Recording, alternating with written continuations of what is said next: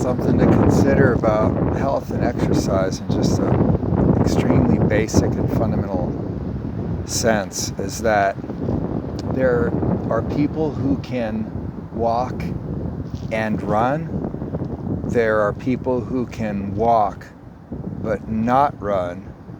And there are people who can not walk and not run. So either you can walk only, you could walk and run, or you could walk but not run, or maybe you could do neither one. I don't know, I confuse myself.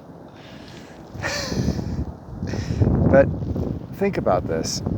A lot of people will say, I can't run, and they'll tell you that, I can't. Okay, so can you walk?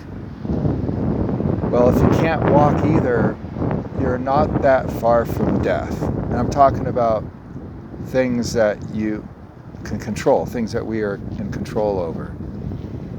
I'm talking about the willingness to go for a walk or go for a run versus just being unwilling to do it. So that's why I push walking so much. So get out and walk, and then you could have some foundation, some minimal foundation for health. If you can't walk, it's impossible to be healthy.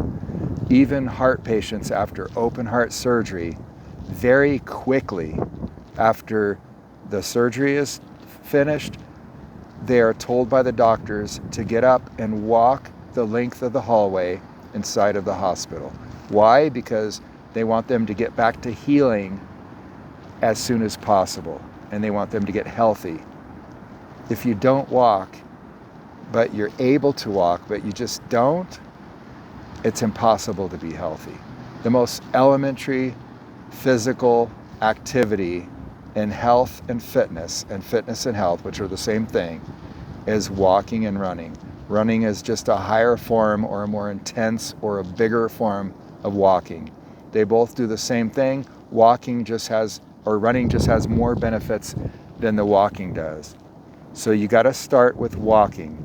If you walk enough, you could work your way up to running, and then you could get even more benefits from it.